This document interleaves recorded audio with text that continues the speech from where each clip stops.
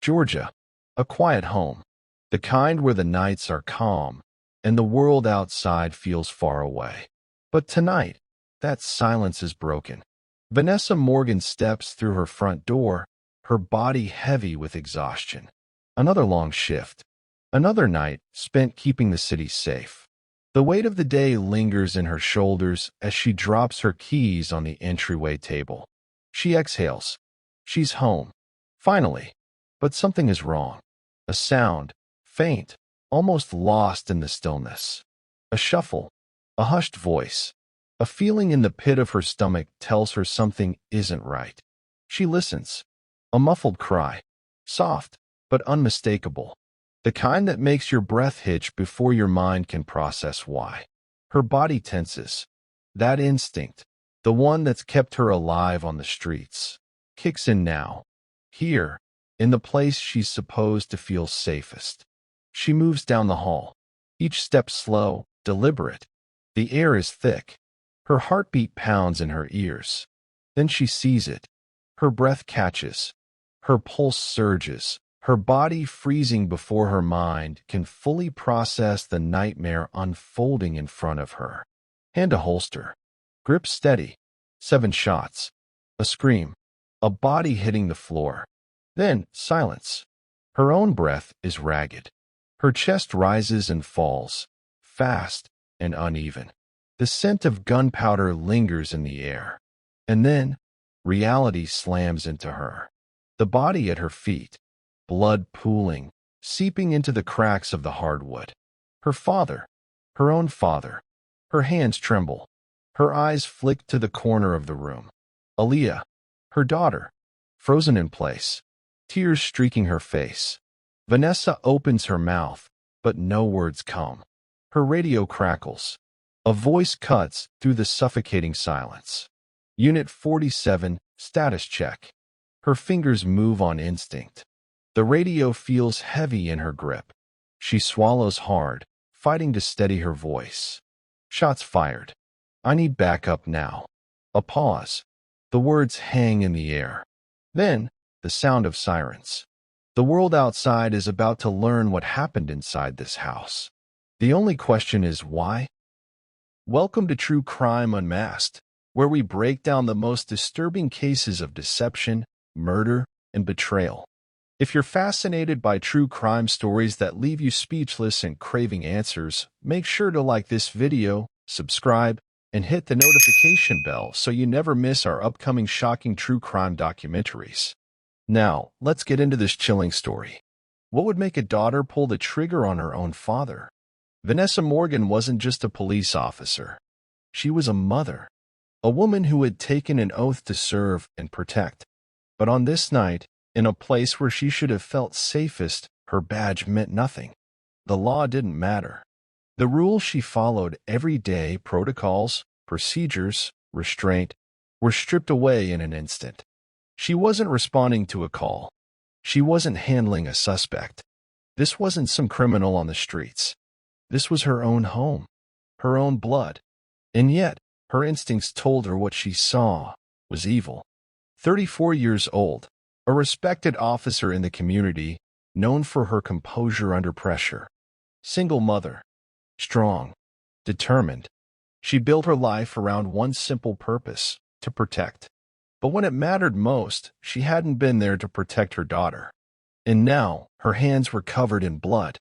Richard Thompson was a man people trusted. At 59, he had built a reputation as a devoted father, a disciplined man with a past in the military.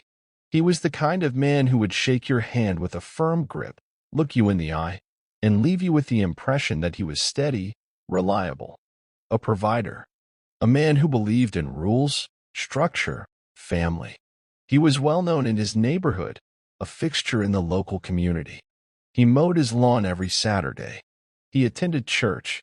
He was the type of grandfather who gave Aaliyah advice, taught her how to ride a bike, made sure she had what she needed for school. But behind closed doors, away from the eyes of those who admired him, who was he? Aaliyah Morgan was only 13, quiet, observant, the kind of girl who got lost in books and filled sketch pads with drawings no one else ever saw. She was smart, creative, but reserved. Vanessa often wondered if she was just naturally introverted or if there was something else, something beneath the surface that she wasn't saying. Aaliyah never got into trouble, never raised her voice.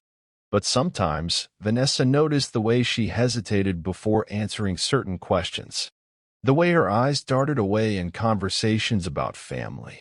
Had she been trying to say something all along?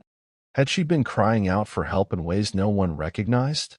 The blood on the floor was still warm, the weight of the gun still heavy in Vanessa's hand, the echoes of the gunshots still ringing in her ears. And Aaliyah, she wasn't speaking. She was standing there, her small frame trembling, her hands balled into fists at her sides, eyes wide, what with tears. Her mother had just shot her grandfather 7 times. The sirens were getting closer. Vanessa had spent years handling violent crimes, responding to calls that shattered families. She'd seen firsthand what rage, fear, and desperation could drive a person to do. But she never imagined she would be the one standing in the aftermath of something like this. She had killed before on duty, in the line of fire, in situations where there was no choice. But those moments had been different, justified. This was personal. Her radio crackled again. Unit 47 confirmed situation. Her throat was dry. Her thoughts scrambled. The weight of what had just happened settled on her shoulders like an unbearable force. But one thought rose above the chaos in her mind, cutting through the shock, the disbelief, the horror. She had walked into this house thinking she was coming home. But what she walked into was a nightmare. What had she missed? How long had this been happening? And how much had Aaliyah suffered in silence before tonight? Hours before the gunshots shattered the silence, it had been an ordinary day, at least on the surface. Vanessa had been on shift since early morning, working long hours like she always did. She was used to exhaustion, to running on caffeine and routine. It was part of the job. She had learned to push through, to be alert even when she was drained. But something about this day felt different. Aaliyah had been quiet at breakfast. Not just her usual quiet, but something deeper. She picked at her food, barely looking up.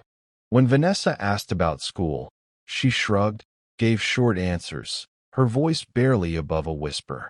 Vanessa had seen this kind of thing before. Kids shutting down, withdrawing, carrying the weight of something they weren't ready to talk about. She had dealt with victims, with women and children who hid their pain behind silence. And yet, with her own daughter, she told herself it was nothing, just a mood, just a bad day. Had she ignored the signs? At the time, she had brushed it off.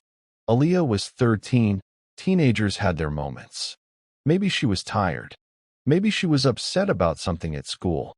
Vanessa had asked if everything was okay, and Aaliyah had nodded, forced a small smile, said she was fine. And Vanessa, running late for work, had accepted that answer. But now, replaying that moment, she could see it for what it really was. A child holding back, a child afraid, and she had missed it. The truth was, Aaliyah had tried to tell her. Not in words, because words felt impossible, but in other ways. The way she lingered in her room, door locked, pretending not to hear when her grandfather called her name. The way she held on to her mother a little longer when they hugged, like she didn't want her to leave. The way her body tensed when Richard walked into the room. There had been nights when she had almost spoken, when she had sat on the edge of her bed, staring at the floor, trying to gather the courage to say something. But how do you tell your mother that the person she trusts, the man who raised her, isn't who she thinks he is? Aaliyah had tried. "Mom, can I sleep in your room tonight?" she had asked once, standing in the doorway, her voice small. Vanessa had smiled, told her she was too old for that now. "What's wrong?" she had asked. Aaliyah had hesitated, opened her mouth, closed it again, shook her head. Nothing, just a bad dream. Her mother had kissed her forehead, told her to go back to bed. Aaliyah had swallowed the words that were threatening to escape. And Richard, sitting in the living room, had looked at her. A look that told her she had done the right thing by staying silent. So she had. She had kept quiet. She had endured. Until tonight. Until her mother walked through that door. That evening, Vanessa had left work later than usual. Another long shift, another day of trying to balance being a mother and being a cop. She had thought about picking up dinner on the way home, but something told her to just get home as fast as she could. Maybe it was nothing, or maybe it was that deep, unshakable feeling in her gut. She had tried to call Aaliyah. No answer. She tried again. Straight to voicemail. Strange. She called Richard instead. He picked up after the first ring, his voice steady. "Hey, sweetheart. Everything's fine. Aaliyah's in bed." Something about the way he said it made her pause. It was barely past 8 p.m. Aaliyah never went to bed this early. Vanessa had felt a sudden tightness in her chest, an unease she couldn't explain. She pressed for more, asked him to put Aaliyah on the phone. He hesitated for just a second too long. "She's already asleep," he said. "Long day." Vanessa didn't believe him. She was already turning onto her street when she hung up. And when she opened that front door, when she stepped inside her own home, she knew, without question, that something was wrong. She could feel it in the air. And then she heard it. A muffled cry, a rustling sound. And the moment she saw them, she didn't hesitate. She reached for her gun and pulled the trigger. 7 times. The gunfire had stopped, but the weight of what had just happened was still settling into the air like smoke after an explosion. 7 shots, fired in rapid succession. No hesitation, no second-guessing. Each one intentional, each one final. Vanessa Morgan stood in the middle of the living room, her police-issued firearm still gripped in her shaking hands. The metallic scent of gunpowder lingered, mixing with something heavier, something unmistakable. Blood. Across the room, Richard Thompson lay motionless. His body sprawled awkwardly, one arm twisted beneath him, the other stretched out as if reaching for something or someone. His chest, his abdomen, his arm, his neck, bullet wounds tearing through him, each one a question with no immediate answer. The room was silent, except for the sharp, shallow breaths coming from the corner. Aaliyah. The 13-year-old sat curled up against the wall, her arms wrapped tightly around herself, her face hidden behind trembling hands. She wasn't crying. She wasn't moving. She was just there, frozen, as if the reality of what had just happened hadn't yet reached her. Vanessa blinked, trying to steady her breathing, but the adrenaline still coursed through her, making her hands unsteady. Her training told her to check her surroundings. Secure the weapon. Assess the scene. But this wasn't just another call. This wasn't a suspect. This wasn't some stranger on the street. This was her father. And she had just killed him. Seconds passed. Maybe minutes. Time felt strange, stretched too thin and too thick all at once. Then, almost automatically, Vanessa reached for her radio. Her voice came out sharper than she intended, but steady. "Shots fired. I need backup now." The dispatcher responded immediately, asking for details, but Vanessa didn't answer. Her pulse was roaring in her ears, drowning everything else out. She turned to Aaliyah. The girl hadn't moved, hadn't looked up, hadn't said a word. Vanessa's chest tightened. She took a cautious step toward her daughter, then another. The gun in her hand felt heavy, wrong, but she couldn't let go of it just yet. Aaliyah, her voice was softer now, but still firm. "Baby, are you hurt?" No response. She crouched down slowly, her free hand reaching out, hesitating just before touching her daughter's arm. That's when she saw them. The marks. Faint bruises along Aaliyah's wrists. Red imprints on her arms. The fabric of her shirt stretched in a way that didn't look natural. Vanessa felt something inside her snap. This wasn't just a moment of rage. This was justice. Her grip on the gun tightened. 7 shots suddenly didn't feel like too many. If anything, it didn't feel like enough. The 911 call and police response the second call to dispatch was different. This time, her voice was quieter. Not panicked, not shouting. "I need an ambulance." The dispatcher tried again to ask what had happened. Vanessa didn't answer. She knew what was coming next. The sirens, the flashing lights, the questions, the judgment. She knew how this would look. But none of that mattered now. Minutes later, the first patrol car pulled up outside. The body cameras captured everything, the flashing red and blue lights reflecting against the house, the front door wide open, the smell of gunpowder still thick in the air. 3 officers entered cautiously, weapons drawn. They didn't know what to expect. The call had come from one of their own, but that didn't mean anything in a situation like this. The first officer spotted Vanessa standing in the middle of the room, her gun still hanging loosely in her hand. "Drop it." She hesitated, not because she planned to resist, but because her mind hadn't caught up yet. Her fingers released the grip, and the gun clattered to the floor. One officer rushed to Richard, kneeling beside him. He pressed 2 fingers to his neck, feeling for something, anything. A pause, a glance toward his partner, a shake of the head. "He's gone." Another officer moved toward Vanessa, but her attention was locked on Aaliyah. "She needs help," Vanessa murmured. The officer didn't respond immediately. Instead, he studied her, her face, her shaking hands, the way she stood stiffly as if holding herself together by sheer force of will. Finally, he asked the question that would set the course for everything that followed. "What happened here?" Vanessa inhaled sharply. She looked at her father's body, then back at Aaliyah. Then she answered, "I did what I had to do." The news exploded across Georgia before dawn had even broken. It wasn't just a tragic family dispute. It wasn't just another act of violence. It was something else, something that made people stop mid-sentence, lean in closer to their screens, whisper about it in grocery store aisles and at office desks. A police officer had shot her own father. Not once, not twice, 7 times. Headlines flooded every outlet, spreading like wildfire. Georgia police officer shoots own father 7 times. Decorated officer behind bars. Family tragedy or cold-blooded murder? What drove Officer Vanessa Morgan to kill? Speculation was immediate. Was it rage? A domestic dispute turned deadly? Or something much darker? But inside the police station, away from the noise of the media, away from the flashing cameras and the strangers picking apart her life, Vanessa Morgan sat in a cold, windowless room, hands cuffed in front of her, waiting for the questions she already knew were coming. The air inside the interrogation room was heavy, thick with the unspoken.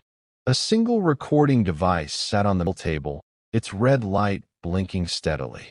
Across from her, Detective Marcus Reed pressed his fingertips together, studying her in silence before he finally leaned forward and pressed record. "Tell me what happened." Vanessa didn't speak right away. Her uniform, still stained from the night before, clung to her like a second skin. Her breathing was steady, but her fingers twitched slightly, as if her body still held the tremors of adrenaline. She closed her eyes for a brief second, then exhaled. "I came home from my shift. I heard something. I walked down the hall, and—" She stopped, her throat tightening. For the first time, she hesitated. Reed waited, giving her space, letting the silence stretch. Then he pushed, voice firm but careful. "And what?" Her gaze lifted, locking onto his. Her voice, when it came, was even, controlled. "And I saw my father with my daughter." The silence that followed was absolute. No reaction from Reed. No movement. Just the quiet, suffocating weight of those words. His voice was measured when he finally spoke. "Vanessa, why did you shoot him?" Her answer came instantly. No hesitation, no second-guessing. "Because I had no choice." He studied her, the way her jaw clenched, the way her shoulders squared as if bracing for something. His voice remained calm. 7 times, Vanessa. Her fingers curled into fists on the table. Her voice didn't shake. I kept shooting because I needed to be sure. Reed let that sink in before leaning back in his chair. Did he say anything? Her breath hitched just slightly, the first real crack in her composure. When she spoke, her voice was lower, almost a whisper. He said, "You don't understand." Her lips pressed together, her hands tightening. But I did. I understood exactly what he was. Reed exhaled, watching her carefully, then reached forward and turned off the recorder. While Vanessa sat in that cold, sterile room, crime scene technicians meticulously combed through the house, piece by piece, reconstructing the final moments of Richard Thompson. The 7 bullets told their own story. 2 in the chest, 1 in the shoulder, 1 in the stomach, 1 in the neck, and 2 more, deliberate, controlled. There was no evidence of a struggle, no sign that Richard had fought back. A knife had been found nearby, but there were no prints, no indication that he had ever reached for it. The gunpowder residue on his hands was minimal. He hadn't fired a weapon. He hadn't lunged. He had simply stood there, staring at his daughter, as she emptied her clip.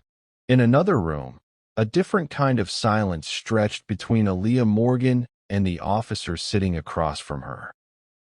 The 13-year-old was wrapped in a police-issued blanket, her small hands clutching the fabric as if it could anchor her in place.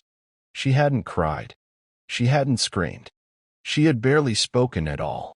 The officer tried again, voice soft, careful. "Aaliyah, can you tell me what happened?"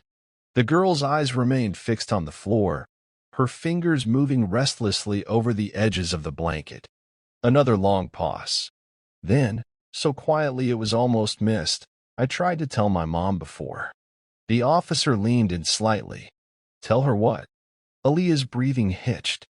Her voice was so small that something was wrong. She swallowed hard, her small hands gripping the blanket tighter. "But I didn't know how to say it." The officer kept her voice gentle, steady. "Did your grandfather ever hurt you?" A long silence. And then finally, a small, almost imperceptible nod. "He told me not to tell." The officer's heart clenched. She waited, giving Aaliyah time, space. The girl's voice, when it came again, was just a whisper. "He said no one would believe me." The officer's own throat tightened. "But your mom did, didn't she?" For the first time since the nightmare began, Aaliyah lifted her head. Tears welled in her dark eyes, but they didn't fall. When she spoke, there was no hesitation. "She believed me. No one wanted to believe it. Not at first.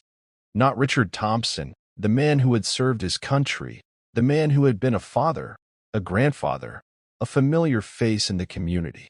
People struggled to process the truth, to reconcile the person they thought they knew with the horrifying reality that had unfolded behind closed doors. Friends, neighbors, even distant relatives shook their heads in disbelief. Richard? No, there's no way. He was always good to his family. Others refused to speak about it at all, as if silence could erase the ugly truth. But there were those who had seen the signs, those who had felt something was off but never spoke up. And then there were those who had known, maybe not everything, but enough. Vanessa's mother, Diane, had carried a weight in her eyes the moment she arrived at the police station, her hands trembling as she wrapped her arms around Aaliyah. She hadn't asked what happened.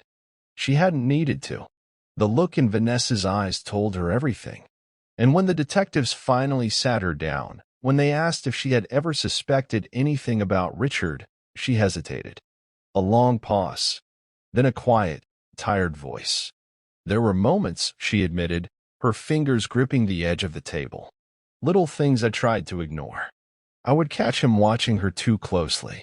The way he touched her hair, the way his hand would linger just a second too long on her shoulder. But I convinced myself I was imagining things. She swallowed hard. I didn't want to believe it. She wasn't the only one. Other family members started coming forward. piecing together fragments of a dark history that had been buried for years. An aunt recalled how Richard had been too strict with Vanessa when she was younger, how he would isolate her from friends, how his discipline sometimes felt like something more. A cousin mentioned how Richard never liked to be questioned, how he had a temper that simmered just beneath the surface. But no one had ever dared to look too closely. No one had wanted to. And then there was Aaliyah. How long had this been happening? How many times had she wanted to speak up but swallowed the words instead? The full extent of the horror was still unraveling, but one thing was clear: this wasn't new. This wasn't a single moment of darkness. This had been a cycle, a secret that had festered in silence for too long. The legal experts weighed in as the case began to take shape in the public eye. Some called it self-defense. Others weren't so sure. 7 shots, one commentator pointed out on a televised debate. That doesn't sound like self-defense. That sounds like anger. Another lawyer pushed back. Anger? You find a man assaulting your child. What would you do? Would you fire once and hope he doesn't move? Or would you make sure he never has the chance to hurt her again? The courtroom battle that lay ahead would hinge on that question. Was it the reaction of a mother protecting her child in the only way she knew how? Or was it an act of vengeance, fueled by years of buried rage? Psychologists analyzed Vanessa's state of mind, breaking down the moment she pulled the trigger. The human brain, they explained, operates on 2 primal instincts when faced with extreme danger: fight or flight. Vanessa hadn't run. She hadn't frozen. She had fought, and she had fought until there was no threat left. But what about before? Had she known, deep down, that something was wrong? Had she ignored the whispers in the back of her mind? The way her daughter had grown quieter, the way Aaliyah had started avoiding Richard's hugs? The guilt weighed heavy on her shoulders, pressing down like an anchor she could never lift. She had spent her life upholding the law. But when the moment came, when she stood in that doorway and saw what was happening, the law had meant nothing. There had been no hesitation, no second-guessing. Only the gun in her hand and the unbearable truth staring back at her. And then 7 shots.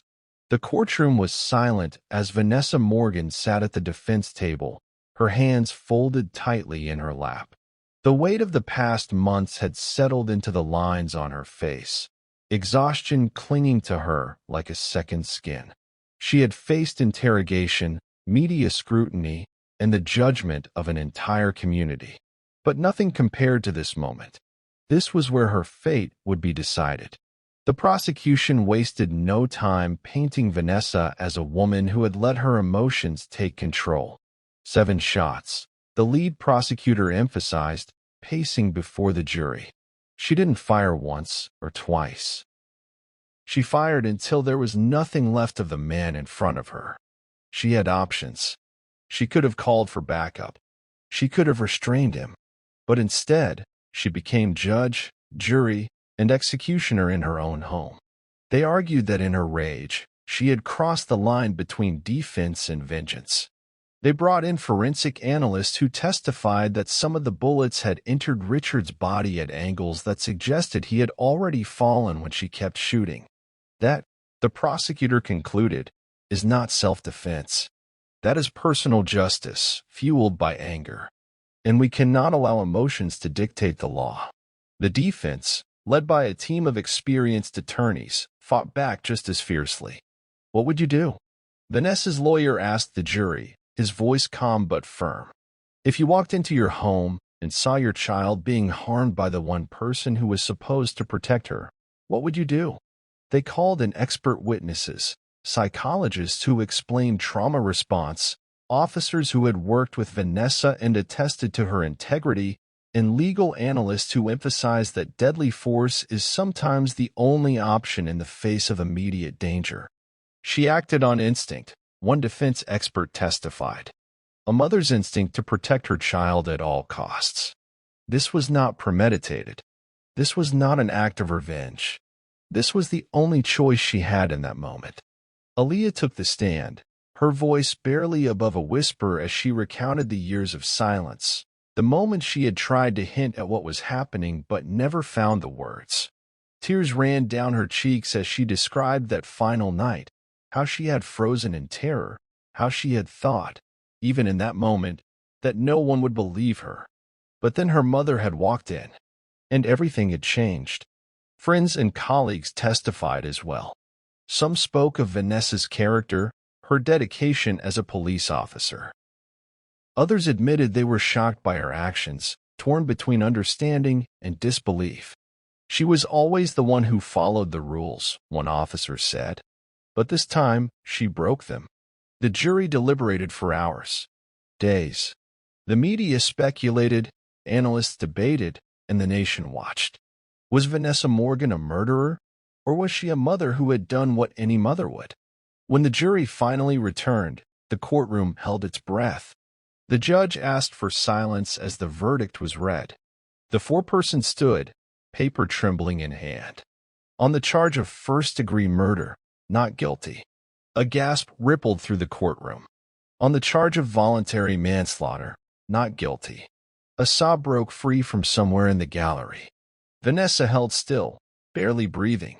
On the charge of justifiable homicide, the jury finds the defendant not guilty. The courtroom erupted. Some cried in relief. Others shouted in outrage. But for Vanessa Morgan, there was only one thing that mattered. She was going home. In the months following the trial, the dust slowly began to settle, but life for Vanessa Morgan and her daughter Aaliyah would never be the same. The courtroom victory did not erase the trauma, nor did it silence the whispers that followed them wherever they went. Aaliyah, now 14, had to learn how to exist outside the shadow of the case. Therapy became a necessity, not an option. For the first time, she could finally speak about the years of fear, the nights she lay awake, dreading the sound of footsteps outside her door. But healing was not immediate. The media painted her as the girl who had been saved, but in reality, she was a girl trying to rebuild herself from the pieces left behind. She changed schools, stayed away from the internet, and avoided the stares of those who recognized her name. Some people pitied her. Others questioned why she hadn't spoken up sooner. The weight of both was unbearable. For Vanessa, life after the trial was just as complicated. She had escaped prison, but she hadn't escaped judgment. The police department placed her on indefinite leave, and the whispers in law enforcement circles were impossible to ignore. Some saw her as a mother who did what was necessary. Others believed she had taken justice into her own hands, tarnishing the badge she once wore with pride. In the end, the department let her go quietly. No official statement, no dramatic dismissal. Just an understanding that she would not be returning to the force. The public was just as divided.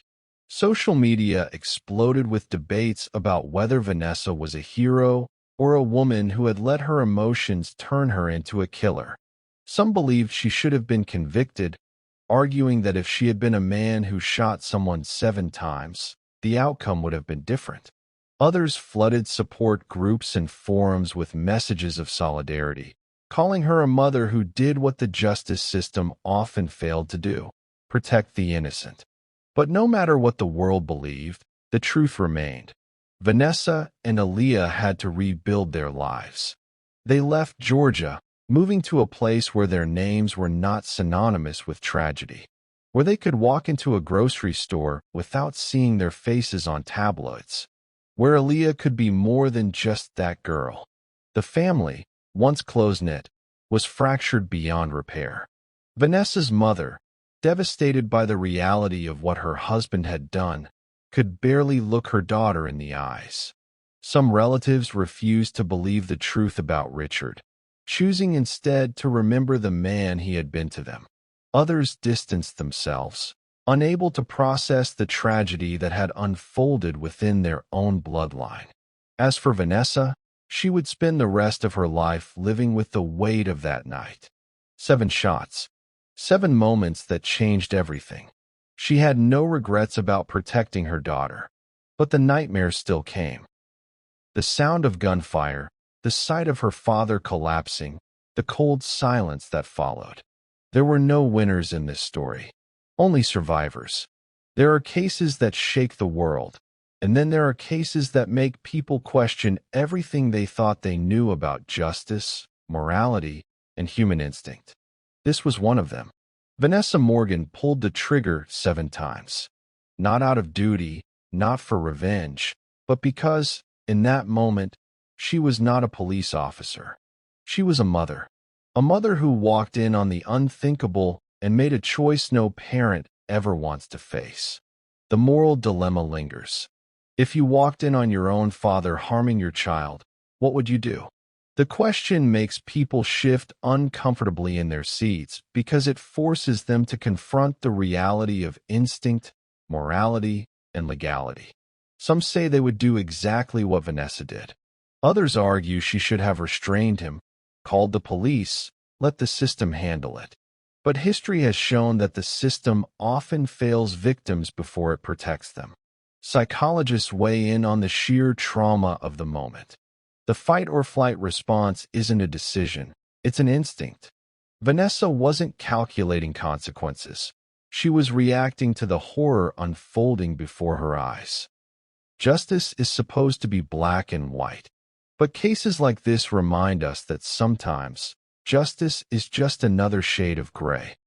If you found this case as shocking as I did, make sure to subscribe to True Crime Unmasked and turn on notifications so you never miss a new true crime documentary. There are always more stories to uncover, more lessons to be learned, and sometimes the truth is even darker than we can imagine.